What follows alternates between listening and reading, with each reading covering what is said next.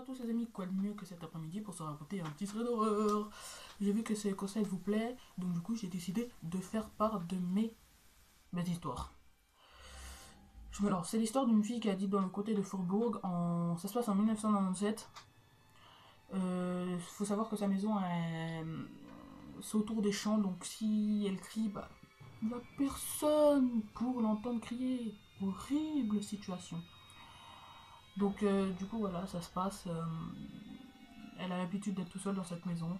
Il y a ses parents qui rentrent le soir parce que ils habitent. Enfin non, ils habitent pas, mais ils ont un travail plus loin, vers la ville. Et du coup, bah, ça les fait rentrer tard. Donc du coup, elle reste tout seule. Et un jour, ses parents ont eu la bonne idée de lui acheter un chien pour son anniversaire. Donc du coup, elle était toute contente et tout d'avoir un chien. Ça aura son importance plus tard, hein, le chien. Et du coup, voilà, donc un soir, ses parents, ils devaient sortir, aller au restaurant. Et ils ont entendu à la radio qu'il y avait un fou qui s'était échappé de la prison. C'était un gros psychopathe, hein, qui s'était échappé de la prison. On ne sait pas comment du tout qu'il a fait, mais je n'ai pas envie de le retrouver chez moi, ça c'est sûr. Et donc du coup, il s'est échappé. Ses parents lui disent fais attention, si t'es pas en sécurité, tends ta main en dessous du lit et le chien viendra te la lécher et tout. Donc la première nuit, c'est ce qu'elle fait, elle tend, le chien va la lécher et tout. Mais au bout de 2-3 nuits, elle entend des plic ploc. Vous savez, comme quand on a mal terné le. Ce geste est très très bizarre. Quand on a mal fermé le robinet, vous savez, l'eau. Bref, j'ai pas besoin de m'expliquer, vous savez. Donc du coup elle entend des plic-plac, du coup des plic-plac. Elle entend des plic-ploc, du coup elle va voir dans la salle de bain. Elle referme le robinet, elle referme tous les robinets de la maison pour être sûre, pour être en total safe control. Donc du coup elle retourne se coucher et elle retend la main parce que du coup elle a eu un peu peur. Elle se fait relécher par le chien. C'est très bizarre d'ailleurs. Et du coup ça dure plusieurs nuits, ça, le plic-ploc, plic-ploc. Mais à chaque fois elle croit que c'est les robinets qui sont mal formés, mal fermés, pardon.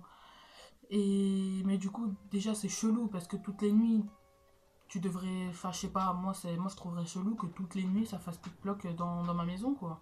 Je me dirais il y a un problème.